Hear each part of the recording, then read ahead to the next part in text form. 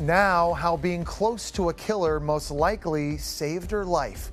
After nearly 45 years, a former girlfriend of serial murderer Ted Bundy is speaking out about the man that she thought she knew. You've seen the headlines and read the stories about Ted Bundy, but what no one told you is what it was like to live with him. The woman who loved him witnessed things the world could barely imagine, carried secrets that could shatter anyone's mind, and survived when others did not. Now, years later, she's finally breaking her silence, and what she revealed will leave you speechless. What did she see? Why did he spare her? And how did she survive to say the truth? Tell me about when you first met Ted Bundy. Well, I was pretty smitten right from the get-go. I saw him sitting at the table, and I went over and talked to him because I told him he looked lonely. The story didn't start with crime scenes or confessions. It began with two people who believed they'd found something real. Before the world knew the monster, she knew the man.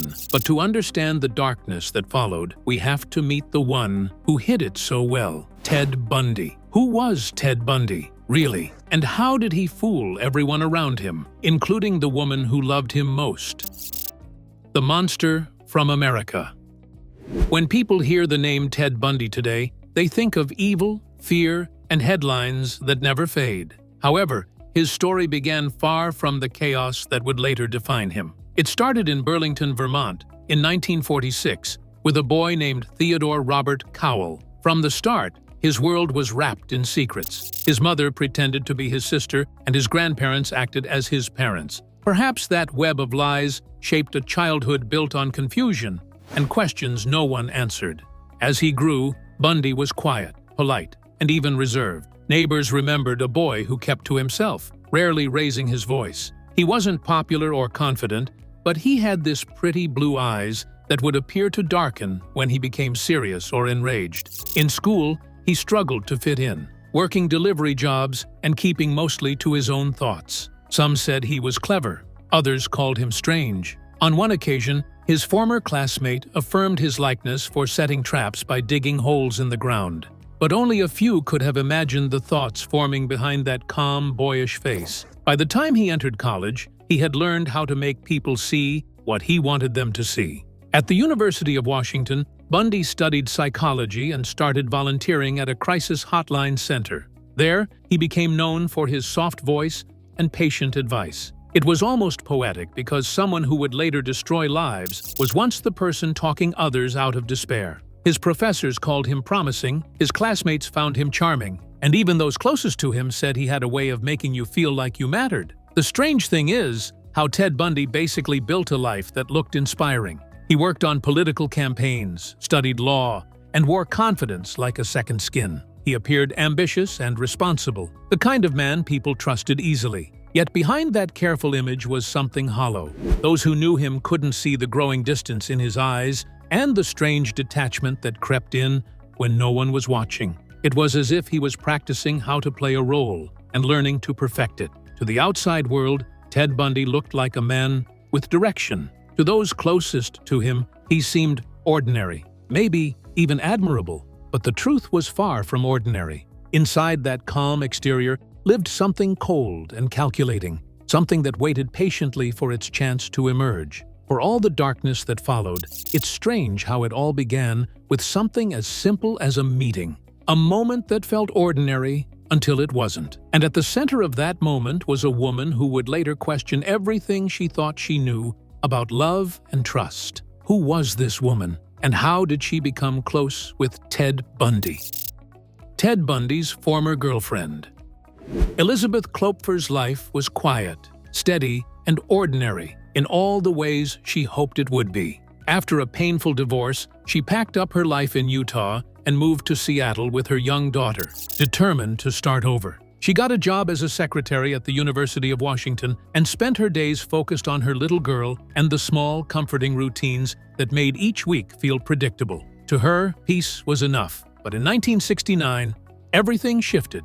One night, Elizabeth went out to a local bar with a friend, unaware that the man she was about to meet would change her life forever. Across the room sat a stranger with a calm smile and kind eyes. It was Ted Bundy. Elizabeth later said she couldn't look away from him, remembering, "I had my eye on him all night." What started as a casual chat soon turned into something deeper. Bundy was polite, attentive, and warm in a way that made her feel seen and safe again. The next morning, Ted Bundy showed up at her house and did something that caught her completely off guard. He made breakfast for her daughter. Elizabeth would later say that moment took her breath away. It was the kind of gesture that made her believe she had finally met someone who understood her world. A man who wasn't afraid of her past or the challenges of being a single mom. It felt almost too good to be true, though at the time, she didn't question it. As time went on, their connection grew fast. Bundy blended into her small family with ease, showing up for dinners, weekend drives, and subtle moments that made life feel softer. Her friends noticed how attentive he was and how devoted he seemed. He didn't act like a visitor in her life. He acted like he belonged there.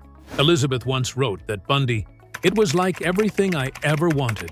So I was hooked. I felt good in the relationship. I felt loved." For a woman rebuilding her world piece by piece, that affection meant everything. Also, his ambitions added to the picture. Remember, Ted Bundy was a law student, intelligent and well-spoken, with plans that sounded promising.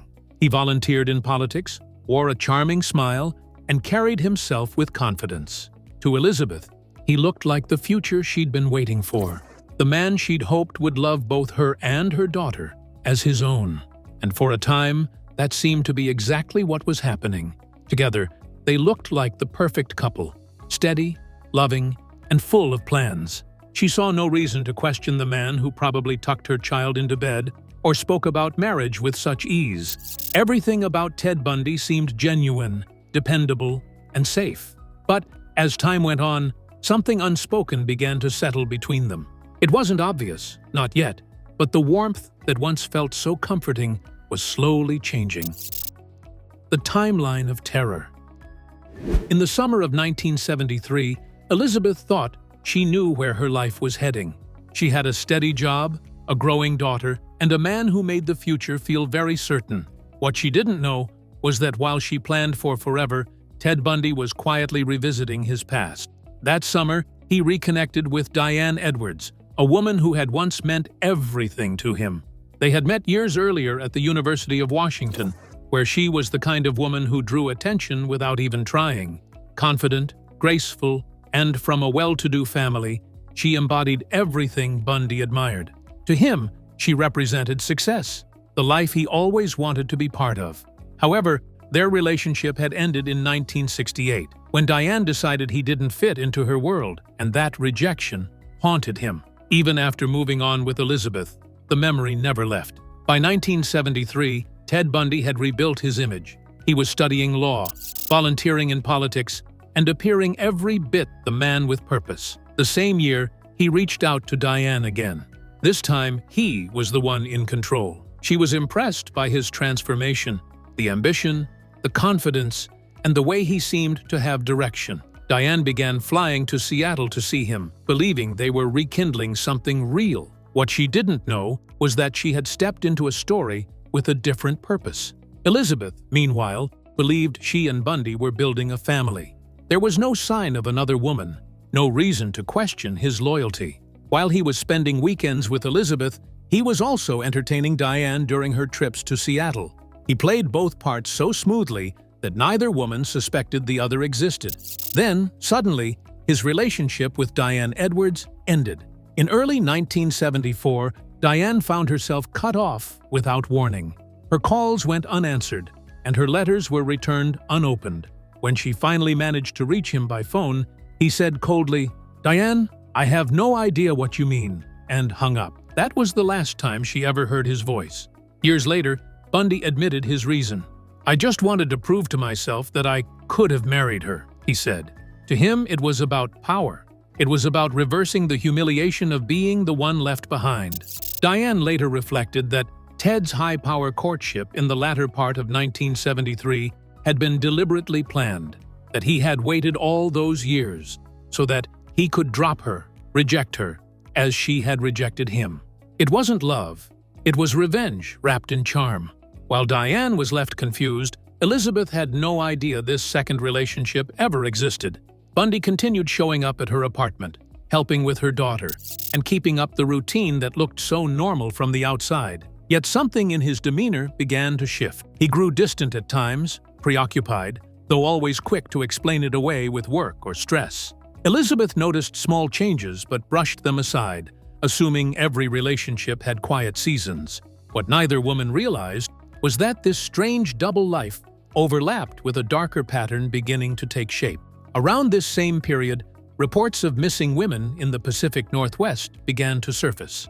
The dates matched too closely to ignore, though at the time, no one would have drawn the line back to Bundy. By 1974, while Elizabeth went to work and cared for her daughter, Bundy's mind was shifting towards something darker. The man she loved was beginning to disappear into the version of himself the world would later come to know. By the end of that year, the balance was already breaking. The man who once smiled at her during that dinner table was becoming someone she no longer recognized. Suddenly, whatever mask Bundy had been wearing started to fit a little too well. The man who once wanted control over love now wanted control over something else entirely. The Washington murders begin. By early 1974, Seattle was a city that still felt safe. No one could have imagined that somewhere in those same quiet streets, darkness had already begun to move. In the early hours of January 4, 1974, an 18-year-old student named Karen Sparks, also known in some reports as Joni Lenz, was asleep in her basement apartment near the University of Washington. The city slept too, unaware of what was unfolding behind her closed door. When it was morning, Karen was found battered and barely alive. The attack left her with lasting injuries to her brain and senses. Even if she later survived, she still never fully recovered. Years later, investigators would trace this as the first confirmed act in Bundy's series of illicit acts.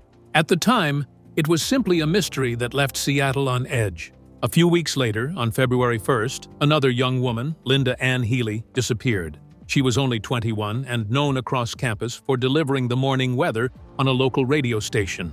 Later on, during investigations, the police discovered traces of blood on Linda's bedsheets and pillow, though not enough to determine what had happened or where she might have gone. Her nightgown was still hanging in her closet, showing faint signs of distress near the neckline. But a few personal items, like some of her clothes, a pillowcase, and her backpack, were missing. Investigators believed that whoever entered her basement room, which could be accessed with a spare key kept in the mailbox, may have caught her off guard and then quietly taken her from the home. These two incidents, so close in time and similar in pattern, were the beginning of something far more organized than anyone could see. By this time, Ted Bundy's behavior had changed. What started as a single brutal attack had turned into a series of calculated disappearances, and no one could connect the dots, at least, not yet. As spring arrived, young women across Washington began to vanish at a pace that defied coincidence. In March 1974, Donna Gail Manson, a 19-year-old student at Evergreen State College near Seattle, vanished while walking to a concert on campus. She was never seen again. Even her body was never found too. Years later, Bundy reportedly told investigators that he had destroyed evidence connected to her case at the home he shared with his girlfriend, Elizabeth. Again, another case reportedly sprung up on April 17, 1974. 18-year-old Susan Rancourt left an evening meeting at Central Washington State College in Ellensburg, and she never made it home. Her friends remembered her as careful and dependable, someone who wouldn't simply wander off. Still, there were no signs of struggle and no clues to follow. What was left was only another missing face on a growing list. In May, the disappearances reached Oregon. Roberta Kathy Parks, a 20-year-old student at Oregon State University, was last seen walking from her dorm to a nearby coffee shop that she never arrived at. The search that followed yielded nothing. Then, within weeks, the disappearances crept back from the north to Washington. On June 1st, 22-year-old Brenda Ball vanished from a small town south of Seattle after leaving a local tavern. 11 days later, on June 11th, another 18-year-old young woman, Jorgan Hawkins, disappeared while walking through a well-lit alley behind her sorority house at the University of Washington. Jorgan had been chatting with a friend only minutes before she vanished. The next morning, there was no trace of her. Her remains, too, would later be found at Taylor Mountain. By now, a pattern had begun to form, though no one yet saw it clearly. The victims were all young, educated, and independent women. Many had long brown hair, often parted down the middle. Each vanished while alone, often at night, often near their homes or cars. A few witnesses spoke of a man driving a white Volkswagen Beetle, sometimes seen with his arm in a sling or on crutches. The image painted was of someone harmless, more like an ordinary man who might ask for help loading a package or lifting something heavy. Also, Seattle's police struggled to make sense of the disappearances. Every lead seemed to dissolve into thin air. To the public, it looked like a string of unconnected tragedies. To those who would later study the case, it marked the moment when Bundy's crimes evolved into something systematic, something predatory. Meanwhile, back in her home, Elizabeth carried on with her everyday life she shared with Bundy. To her, he was attentive, ambitious, and caring. She had no reason to suspect that while she slept, the man beside her was living a double life. No one yet knew that this was only the beginning. What Elizabeth would discover next would leave her questioning not only the man she shared her life with, but also herself, and how much she had been willing to ignore. The red flags. She ignored. For a while, everything about their life looked peaceful. A young mother finding love again, a man who seemed responsible, kind, and ambitious. To anyone watching, Bundy and Elizabeth looked like the start of a family that worked. For Elizabeth, who'd spent years raising her daughter alone, it was easy to believe this was the life she'd been waiting for. In early 1970, the relationship felt ready for the next step, and the couple decided to make it official. They walked into the courthouse and filed for a marriage license. Elizabeth wanted something steady, something that lasted. Bundy, at least for that day, seemed to agree. She remembered how hopeful she'd been, how she imagined the life they could build together. The conflict in the first couple of years was that I wanted to get married, and he wasn't ready to commit. Still, she believed he would come around. A few days later, that dream shattered. Her parents were coming to visit, and she asked Bundy to move his belongings out of the apartment temporarily. It was a simple request, but his reaction was anything but simple. Without warning, he grew cold, silent, and suddenly angry. Before she could understand what was happening, he immediately tore the marriage license into pieces. Elizabeth stood frozen. The man she thought she knew so well had disappeared behind an unfamiliar face. The promise of a future vanished with the torn paper on the floor. After that day, things returned to what looked like normal. Bundy continued to visit, to cook, and to talk about law school and political ambitions. He still drove their little Volkswagen Beetle and doted on her daughter as if nothing had changed. Elizabeth convinced herself that couples fight, that people have bad days, and that love means forgiving and moving on. But deep down, something in her had shifted. Then, over time, small oddities began to surface, details that didn't quite add up. One evening in 1973, Elizabeth reportedly said Bundy showed up at her house with a pair of ski boots from a university's student union. When she asked, Bundy brushed it off, saying, "If I hadn't stolen them, somebody else would have, so I just took them." A few weeks later, she visited his apartment and noticed something else, a pair of crutches leaning against the wall. When she asked him about it, he said that his landlord had hurt himself and was on crutches, but he was going to take the crutches back to the rental place. So that made sense to me. Days later, though, a newspaper report caught her attention. It was about a young woman who had gone missing, and a witness claimed they'd seen a man near the scene walking with crutches. Elizabeth showed Bundy the article, and he laughed it off as though it were a coincidence. Still, the unease lingered. Each time she thought of the stories in the news, she pushed them aside. Love made her want to believe the best, even when the signs pointed elsewhere. Then, in July 1974, another suspicious thing happened. Bundy and Elizabeth planned a simple outing at Lake Sammamish. They packed food, gathered towels, and planned to spend the afternoon by the water. As she tied her shoes, Bundy looked at her and asked, "Where are you going to park?" It sounded harmless, almost playful, and she didn't think much of it. Later that day, 2 young women went missing from that same park. Another time, while organizing his desk, Elizabeth stumbled upon different women's underwear and a bag of plaster from Paris. When she confronted him about it, Bundy threatened her immediately. According to Elizabeth's friend, Chino, She recalled him saying, "If you ever tell anyone this, I'll break your effing head." But the illusion couldn't last forever. Love has a strange way of blinding the heart. Elizabeth told herself he was misunderstood, that people were exaggerating, and that there had to be an explanation. Maybe she was scared to lose him. Maybe she was scared to be alone again. Or maybe, deep down, she was terrified that everything she'd believed in was a lie. For years, Elizabeth held on to the illusion that their story was normal. She ignored the little signs that said otherwise, because the truth was too heavy to face. And fear wears many disguises. And as that quiet tension grew, so did the cracks in their world. Because when love meets truth, one has to break. You see, some people can sense when something's off, even before the evidence appears. For Elizabeth, that sense was slowly turning into fear. Reporting, the man you loved.